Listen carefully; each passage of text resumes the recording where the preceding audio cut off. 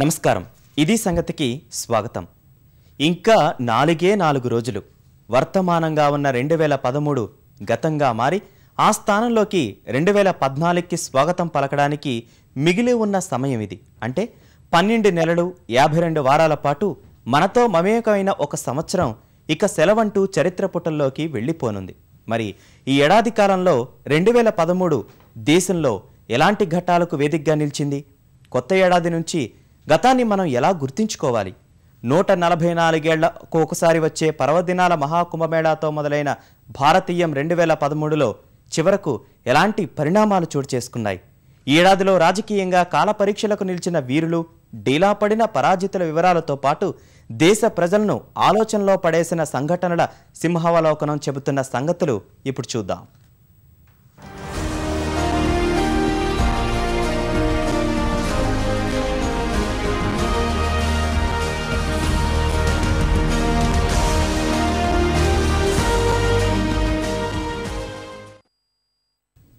కొన్ని జ్ఞాపకాలు మళ్లీ మళ్లీ తలుచుకోవాలని ఆరాటపడతాం. కొన్ని గుర్తులు మన స్మృతిపథం నుంచి పూర్తిగా చెరిగిపోతే బావుండును అని వేడుకుంటాం. 4 రోజుల్లో వీడ్కోలు చెప్పనున్న 2013లో మొదటి అంశం కన్నా రెండో విషయానికి సంబంధించే ఎన్నో సంఘటనలు చోటు చేసుకున్నాయి. ప్రతి పరిణామం ఊహకందని విధంగానే సాగింది. ఆద్యంతం ఏ రోజు ఏం జరుగుతుందో అన్న ఉత్కంఠ. ఇలా ఊహించని మలుపులతో సాగిన 2013 భారతదేశ ముఖ చిత్రంపై చెరగని ముద్ర వేసింది.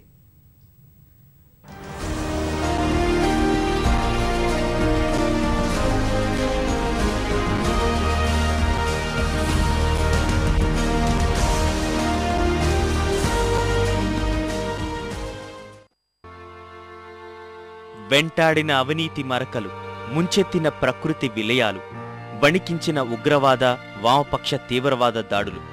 సంక్షిప్తంగా చెప్పాలంటే ఇది భారతీయం 2013 పరిస్థితి. ప్రారంభంలోనే జనవరి 27 నుంచి మార్చి 10 వరకు ఆధ్యాత్మిక సమ్మేళనం మహాకుంభమేళాలను నిర్వహించుకున్న పుణ్య భారతం ఇలాంటి పరిస్థితి ఎదుర్కొంది అంటే నమ్మడం కూడా కొంచెం కష్టమే. 12 ఏళ్లకోసారొచ్చే పుణ్య ఘడియలతో గంగానదీ తీరాన 55 రోజులు సాగిన మహాకుంభమేళాలో 8 కోట్ల మంది పాలు పంచుకున్నారు. 10 లక్షల మంది వరకు విదేశీ సందర్శకులు తరలివచ్చారు. అయితే అదే ఆధ్యాత్మిక సంబరంలో ఫిబ్రవరి 10న జరిగిన తొక్కిసలాట ప్రాణనష్టాన్ని మరిచిపోలేం. మౌని అమావాస్య సందర్భంగా రికార్డు స్థాయిలో 3 కోట్ల మంది భక్తులు పోటెత్తిన ఆ పర్వదినం కొందరి జీవితాల్లో కాళరాత్రిని మిగిల్చింది. అలహాబాద్ రైల్వే స్టేషన్ తొక్కిసలాటలో 36 మంది ప్రాణాలు కోల్పోయారు.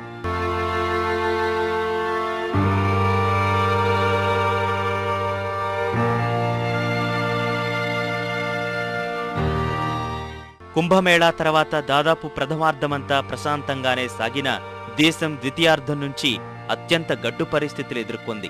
జూన్లో కనీవిని ఎరగని రీతిలో ఉత్తరాఖండ్ను ముంచెత్తిన వరదలు అపార నష్టాన్ని కలిగించాయి. మందాకిని మహోగ్ర రూపానికి కేదార్నాథ్, రుద్రప్రయాగ మరభూమిగా మారాయి. అధికారికంగానే మృతుల సంఖ్య 5700 దాటింది. 4200 గ్రామాలు ప్రభావితమయ్యాయి. చార్ధామ్ యాత్ర అస్తవ్యస్తమైంది.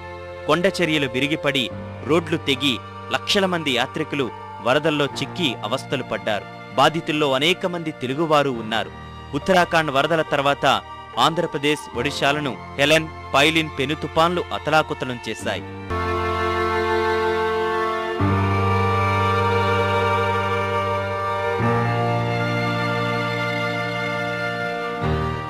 ప్రకృతి విపత్తుల తర్వాత ఉగ్రమూకలు, నక్సల్స్ హింస కూడా ఈ ఏడాది దేశానికి కంటిపై కునుకు లేకుండా చేశాయి. 2013లో ముష్కరులు 8 సార్లు విధ్వంసాలకు పాల్పడ్డారు. ఆ దాడుల్లో 36 మంది మరణించగా 235 మంది గాయపడ్డారు. ఫిబ్రవరి 21 దిల్సుఖ్ నగర్ బాంబు పేలుళ్లలో 16 మంది, మార్చి జూన్ నెలలో జరిగిన శ్రీనగర్ ఉగ్రవాద దాడుల్లో 15 మంది, మోడీ సభ లక్ష్యంగా జరిగిన పాట్నా పేలుళ్లలో 5 మృత్యువాత పడ్డారు. శాంతి నిలయం బోధ్గయాపై నెత్తుటి మరకలు, హైదరాబాద్ పాట్నా పేలుళ్ల దుశ్చర్యలు అత్యంత హేయమైనవనే చెప్పాలి.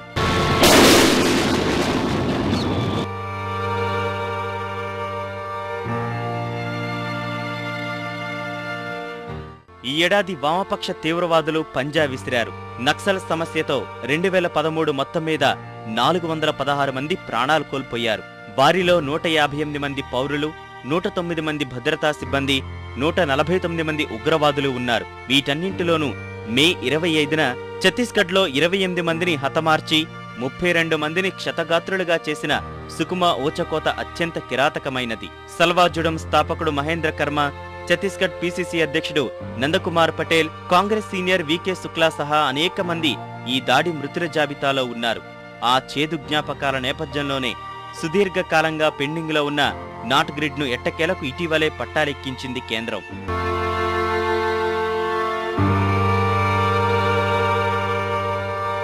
ఈ ఏడాది కీలక ఘటనల్లో 2012 వారసత్వాన్ని కొనసాగిస్తూ అవినీతి మరకలు ప్రముఖ స్థానాన్ని ఆక్రమించాయి. ఫిబ్రవరిలో బయటపడ్డ అగస్టా వెస్ట్లాండ్ హెలికాప్టర్ల కుంభకోణం ప్రకంపనలు రేపింది. బోఫోర్స్ను తలపిస్తూ పార్లమెంటు ఉభయ సభలను కుదిపేసింది. వెంటాడిన బొగ్గు మరకల 1,80,000 కోట్ల కోల్గేట్లో ఏడాది పొడుగునా ప్రముఖుల పేర్లు బయటకొస్తూనే ఉన్నాయి. రోజుకో మలుపు తిరిగిన రాడియా టేపుల వివాదంలో నిగ్గు తేల్చమంటూ సీబీఐకి సుప్రీం ఆదేశమూ ఉత్కంఠను రేకెత్తించింది. బీహార్లో 28 మంది పాఠశాల చిన్నారుల ఉసిరు తీసిన విషాదాంతం మధ్యాహ్న భోజన పథకం ఎంత లోపాల పుట్టగా మారిందో దేశం మొత్తానికి చాటి చెప్పింది. అడ్డదారి పదోన్నతుల నిర్వాకం రైల్వే మంత్రి బన్సల్ పదవికేసరు తెచ్చింది. శ్రీశాంత్, చండీలా, గురునాథ్ మయప్పన్ సహా పలువురి కటకటాలు వెనక్కి ఐపీఎల్ ఫిక్సింగ్ భూతం పూర్తిస్థాయిలో వెలుగు చూసింది ఈ ఏడాదే. ఇవన్నీ ఆధారాలతో వెలుగు చూసిన కుంభకోణాలు మాత్రమే. ఈ నెల 16న నిర్భయకు ఘననివాళి అర్పించిన ఇదే దేశంలో 2013 మొదట్నుంచి చివరి వరకు ఆడవారి ఆక్రందనలు మిన్నంటాయి. అంతర్జాతీయ టైమ్ మ్యాగజైన్ 2013 టాప్ 10 వార్తా కథనాల్లో అత్యాచార భారతం 9వ స్థానంలో నిలిచింది. ఇండియాస్ రేప్ ఎపిడెమిక్ పేరుతో టైమ్ ప్రచురించిన కథనం దేశంలో మహిళా భద్రత దుస్థితిని కళ్లకు కట్టింది. ఢిల్లీలో నవంబర్ వరకే 1,493 రేప్, 3,237 లైంగిక వేధింపుల కేసులు నమోదయ్యాయి. 2012లో ఆ సంఖ్య 706, 727గానే ఉంది. ఆగని ఢిల్లీ ఆక్రందనలే కాక ముంబై ఫోటో జర్నలిస్టుపై సామూహిక అత్యాచారం, హైదరాబాద్ అభయ ఉదంతాలు బీతిల్లేలా చేశాయి. దేశంలో ఏటా 7,200 చిన్నారులపై అత్యాచారాలు నమోదవుతున్నట్లు వచ్చిన నివేదికలు, ఆసారాం బాపు, అతడి తనయుడు తెహల్కా తరుణ్ తేజ్పాల్, సుప్రీంకోర్టు విశ్రాంత న్యాయమూర్తి జస్టిస్ ఏకే గంగూలీ ఉదంతాలు లైంగిక వేధింపుల విషయంలో అందరినీ ముక్కున వేలేసుకునేలా చేశాయి.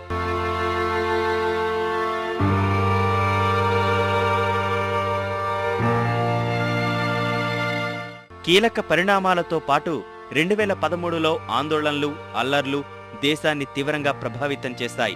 వీటిల్లో ప్రధానమైనది ఆగస్టులో రగిలిన ముజఫర్ నగర్ అల్లర్లు. 2 వర్గాల మధ్య భగ్గుమన్న ఆ విద్వేషాలలో 52 మంది ప్రాణాలు కోల్పోయారు, 93 మంది క్షతగాత్రులయ్యారు. వేలాది మందిని పోలీసులు అదుపులోకి తీసుకున్నారు. 1000 మందికి పైగా కేసులు నమోదు చేశారు. అయినా అక్కడ పరిస్థితి అదుపులోకి రాలేదనేది చేదు నిజం. ఫలితంగానే ఈ రోజుకి అనేక మంది ముజఫర్ నగర్ అల్లర్ల బాధితుల శరణార్థి శిబిరాల్లో అరకొర సదుపాయాల మధ్య భయంగా కాలం వెలుబుచ్చుతున్నారు.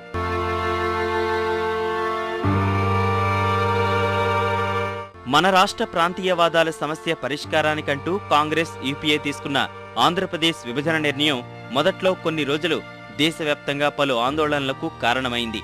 తెలంగాణ ఇచ్చే పక్షంలో మాకు ప్రత్యేక రాష్ట్రం ఇవ్వాలని అంటూ బెంగాల్ గూర్ఖాలాండ్ నుంచి అసోం బోడోలాండ్ ఉద్యమ బృందాలు ఉధృత పోరాటాలు చేశాయి. అంతర్యుద్ధంలో ఎల్టీటీఈని అణచివేసే క్రమంలో తమిళుల పట్ల అమానుషంగా ప్రవర్తించిన శ్రీలంక వైఖరి పట్ల ఏడాది మొత్తం తమిళనాట బయట ఆందోళనలు జరిగాయి.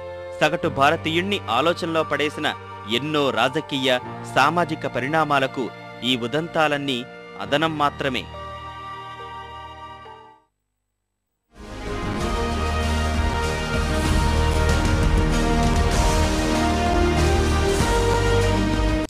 యువరాజు రాహుల్కు కాంగ్రెస్ ఉపాధ్యక్ష బాధ్యతలు. మోడీని ప్రధాని అభ్యర్థిగా ప్రకటించిన భాజపా. శాసనసభ ఎన్నికల్లో 4 రాష్ట్రాల్లో కాంగ్రెస్ ఘోర పరాజయం. 3 రాష్ట్రాల్లో గెలుపుతో కమలనాథుల్లో నూతనోత్తేజం. ఢిల్లీలో పాగా వేసిన ఆమ్ ఆద్మీ. 17 ఏళ్ల భాజపా దోస్తీకి స్వస్తి చెప్పిన జేడీయూ. నిర్భయ, ఆహార భద్రత, భూసేకరణ, లోక్పాల్ లాంటి కీలక చట్టాలకు పార్లమెంటు ఆమోదముద్ర. అవినీతి ఆరోపణలతో పదవులకు దూరమైన నేతలు. ఇలా 2013 దేశ రాజకీయ ముఖచిత్రంలోని కీలక పరిణామాలను ఓసారి తరచి చూద్దాం.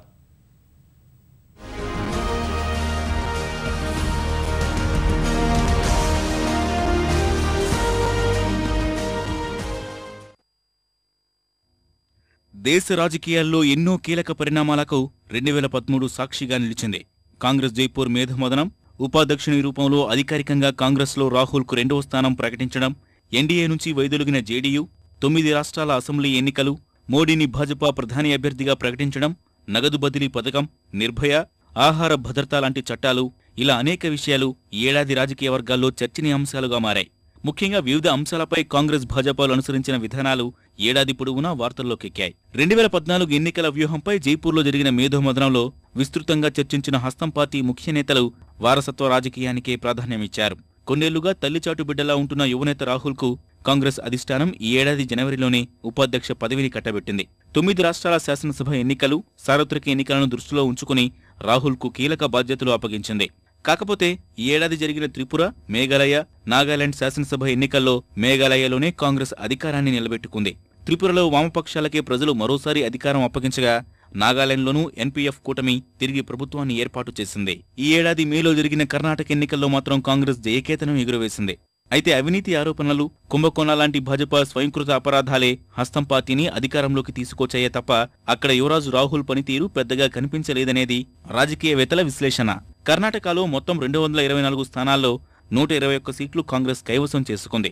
మే 13న కర్ణాటక 22వ ముఖ్యమంత్రిగా సిద్ధరామయ్య ప్రమాణ స్వీకారం చేశారు.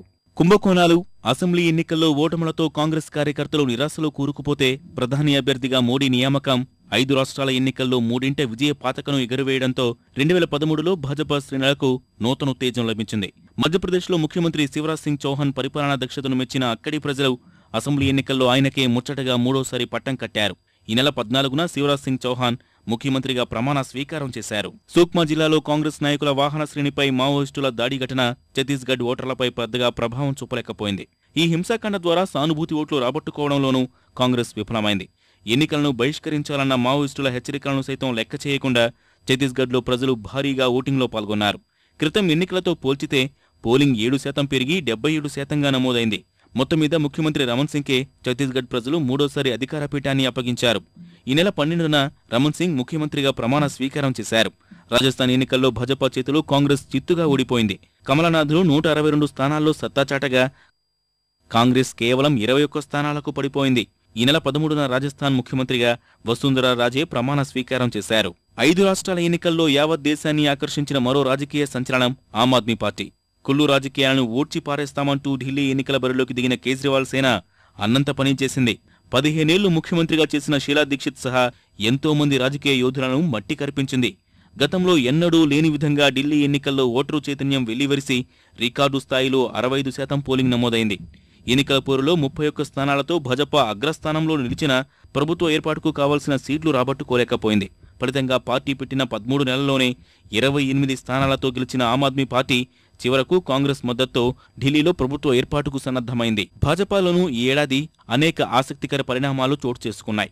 జనవరిలో పార్టీ అధ్యక్షునిగా రాజ్నాథ్ సింగ్ నియామకంతో మొదలైన కమలనాథుల వ్యూహాలు వచ్చే ఎన్నికల్లో హస్తాన్ని పడగొట్టడమే లక్ష్యంగా కొనసాగాయి. 17 ఏళ్లుగా ఎన్డీఏలో కొనసాగుతున్న జేడీయూ జూన్లో నరేంద్ర మోడీ నాయకత్వాన్ని వ్యతిరేకిస్తూ కూటమి నుంచి తప్పుకున్నప్పటికీ అది భాజపాపై పెద్దగా ప్రభావం చూపలేదు. కానీ మాకు రాహుల్, మీకు ఎవరంటూ కాంగ్రెస్ విసిరిన సవాళ్లకు భాజపా అధిష్టానం మోడీ రూపంలో గట్టి జవాబు చెప్పింది.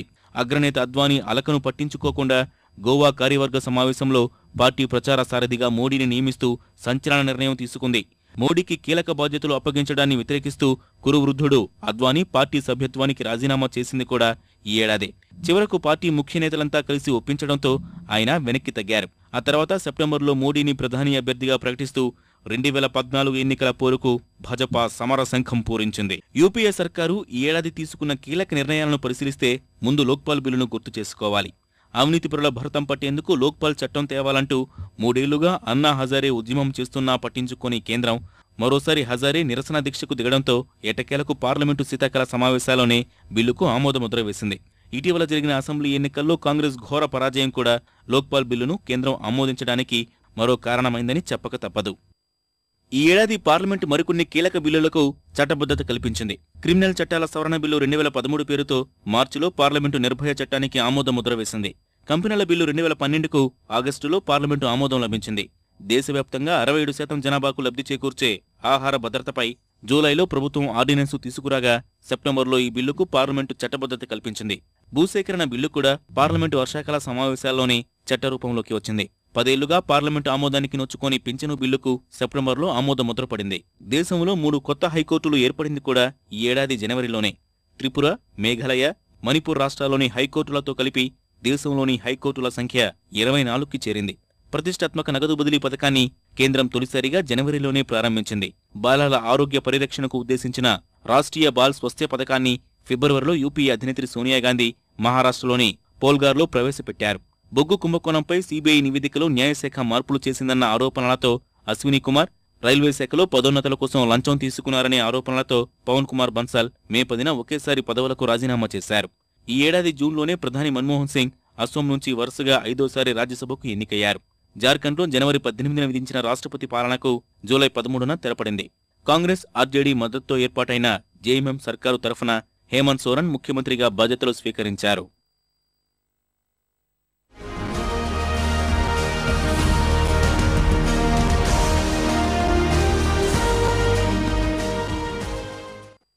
నేరగాళ్లు ఎన్నికల్లో పోటీ చేయడానికి అనర్హులు. పంజరంలో చిలుకలా చిక్కిన సీబీఐకి విముక్తి కల్పించాలని ఆదేశాలు. ఆధార్ తప్పనిసరి కాదంటూ కేంద్రానికి చురకలు. ఇవి 2013లో నేరమయ్య నేతలు, ప్రభుత్వ సంస్థలు, ప్రతిష్టాత్మక పథకాలపై సర్వోన్నత న్యాయస్థానం ఇచ్చిన సంచలనాత్మక తీర్పులు. భారత ఎన్నికల వ్యవస్థలో సంస్కరణ దిశగా పలు కీలక తీర్పులు వెల్లడించిన సుప్రీంకోర్టు కాసుల కోసం ప్రజల ప్రాణాలతో చెలగాటమాడుతున్న సంస్థలకు ముకుతాడు వేసే తీర్పులు ఇచ్చింది. ఎర్రబుగ్గ కార్లతో బడాయిలు పోతున్న వారికి అడ్డుకట్ట వేసే హెచ్చరికలు జారీ చేసింది. వీటితో పాటు ఆర్థిక, సామాజిక, వాణిజ్య రంగాల్లో పలు కీలక తీర్పులు వెలువరించిన అత్యున్నత న్యాయస్థానం న్యాయ వ్యవస్థ సత్తా ఏపాటితో చాటి చెప్పింది.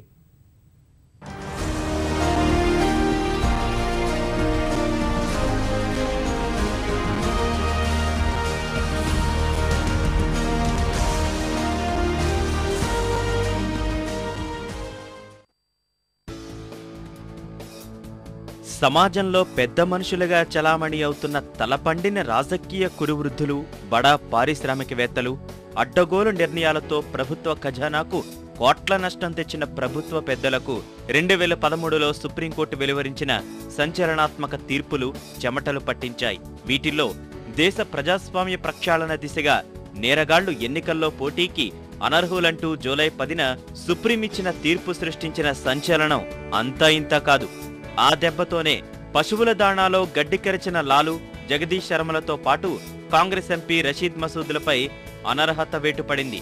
దీంతో పాటు బరిలో ఉన్న అభ్యర్థులందరినీ తిరస్కరించే హక్కు ఓటర్లకుందంటూ సెప్టెంబర్ 27న సుప్రీం ప్రజల చేతికి మరో పాశుపతాస్త్రాన్ని అందించింది.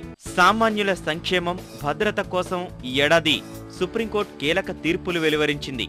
సెప్టెంబర్లో పోలీస్ వ్యవస్థలో సంస్కరణలు చేపట్టాలని రాష్ట్రాలను ఆదేశించిన సర్వోన్నత న్యాయస్థానం తీవ్రమైన నేరాల్లో పోలీసులు ఖచ్చితంగా ఎఫ్ఐఆర్ నమోదు చేయాలని నవంబర్ 12న స్పష్టం చేసింది.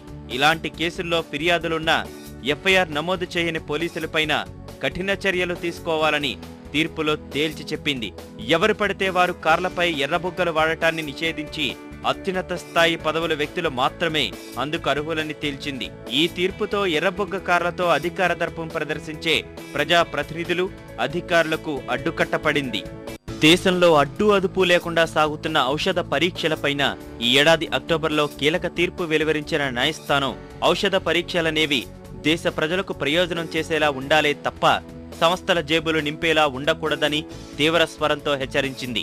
ఔషధ పరీక్షల కోసం పటిష్ట విధానాలను రూపొందించి పరీక్షలను చిత్రీకరించాలని ఆదేశించింది. ఏప్రిల్ 1న జనరిక్ ఔషధాలకు సంబంధించి సుప్రీంకోర్టు కీలక తీర్పిచ్చింది.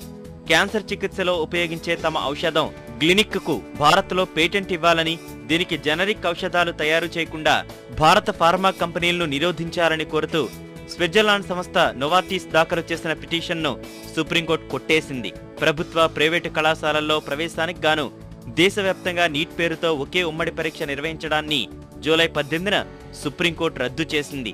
అయితే ఈ తీర్పుపై సంకల్ప్ అనే స్వచ్ఛంద సంస్థ రివ్యూ పిటిషన్ దాఖలు చేయగా తీర్పుని పునఃసమీక్షించేందుకు సుప్రీంకోర్టు అంగీకరించింది. 1993 ముంబై పేలుళ్లలో సుప్రీం ఈ ఏడాది మార్చి 21న అంతిమ తీర్పిచ్చింది. దాడులకు పాల్పడిన యాకూబ్ అబ్దుల్ రజాక్ మెమన్కు ఉరిశిక్ష విధించింది. 10 మంది నిందితులకు టాడా కోర్టు విధించిన మరణశిక్షను యావజ్జీవ శిక్షగా మార్పు చేసింది. మరో 25 మందికి యావజ్జీవ శిక్షను ఖరారు చేసింది. అక్రమంగా ఆయుధాలు కలిగి ఉన్నాడనే కేసులో బాలీవుడ్ నటుడు సంజయ్ దత్కు టాడా కోర్టు విధించిన 6 ఏళ్ల శిక్షను సుప్రీంకోర్టు 5 ఏళ్లకు తగ్గించింది. అశ్లీల వెబ్సైట్ల నియంత్రణలో ప్రభుత్వం విఫలమవుతోందని అంటూ ఆగ్రహం వ్యక్తం చేసిన సర్వోన్నత న్యాయస్థానం ఇలాంటి సైట్లను వెంటనే నిలిపివేసేలా చర్యలు తీసుకోవాలంటూ కేంద్రాన్ని ఆదేశించింది. ప్రభుత్వ సంక్షేమ పథకాలు పొందాలంటే ఆధార్ కార్డు తప్పనిసరి కాదంటూ సెప్టెంబర్ 23న కీలక తీర్పు వెలువరించింది. వివాదాస్పదమైన ఐపీసీ సెక్షన్ 377 విషయంలోనూ సుప్రీం ఈ ఏడాది కీలక తీర్పును వెలువరించింది. చట్టం ప్రకారం స్వలింగ సంపర్కం నేరమే అని తేల్చి చెప్పింది.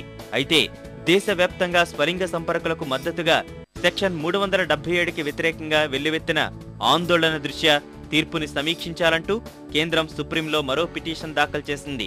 ఇదే సుప్రీంకోర్టు నవంబర్ 28న పెళ్లి కాకుండా సహజీవనం చేయడం నేరం కాదంటూ మరో కీలక తీర్పు వెలువరించింది. బెంగళూరుకు చెందిన ఓ యువతి దాఖలు చేసిన పిటిషన్పై విచారణ చేపట్టిన ధర్మాసనం అలా జీవిస్తున్న మహిళల భద్రత, పుట్టే పిల్లల కోసం ప్రత్యేకంగా చట్టాన్ని రూపొందించాలని కేంద్రాన్ని ఆదేశించింది. బొగ్గు కుంభకోణం కేసు విచారణలో కేంద్ర దర్యాప్తు సంస్థ వ్యవహార శైలిపై ఆగ్రహం వ్యక్తం చేసిన సుప్రీంకోర్టు సిబిఐ పంజరంలో చిలుకలా వ్యవహరిస్తోందని వ్యాఖ్యానించింది. కేంద్ర ప్రభుత్వ తీరుపైన మండిపడ్డ సుప్రీం సిబిఐ చుట్టూ బిగించిన బంధనాలను తొలగించాలని ఆదేశించింది. ఇక ఈ ఏడాది బొగ్గు కుంభకోణం 2G కేసుల్లో అనేక మంది రాజకీయ, వ్యాపార ప్రముఖులు సుప్రీం ధర్మాసనం ముందు హాజరయ్యారు. నిబంధనలకు విరుద్ధంగా దాదాపు 3 కోట్ల మంది ఖాతాదారుల నుంచి నిధులు సమీకరించిన కేసులో 2 సహారా గ్రూప్ సంస్థలకు జూలై 24న కోర్టు ధిక్కార నోటీసులు జారీ చేసింది. ఆ సంస్థల అధిపతి సుబ్రతారాయ్ దేశం విడిచి వెళ్లరాదని ఆదేశాలు జారీ చేసింది. సర్వోన్నత న్యాయస్థానంతో పాటు 2013లో దిగువ కోర్టుల తీర్పులు న్యాయ వ్యవస్థ పేరు వార్తల్లో నిలిచేలా చేశాయి. వాటిల్లో ప్రధానమైనది ఢిల్లీ నిర్భయ కేసులో నిందితులకు ఉరే సరంటూ సాకేత్ సత్వర న్యాయస్థానం ఇచ్చిన తీర్పు. ఈ కేసులో నేర తీవ్రతను గుర్తించిన న్యాయస్థానం 4 నిందితులను చనిపోయే వరకు ఉరి తీయాలి అని తీర్పులో పేర్కొంది. కృష్ణా జలాల వివాదాల పరిష్కారం కోసం ఏర్పాటు చేసిన justice Brijesh Kumar tribunal November 29న తుది తీర్పు వెలువరించింది. ఈ తీర్పుపై తీవ్ర వ్యతిరేకత వ్యక్తం చేసిన ఆంధ్రప్రదేశ్ సుప్రీంకోర్టును ఆశ్రయించింది.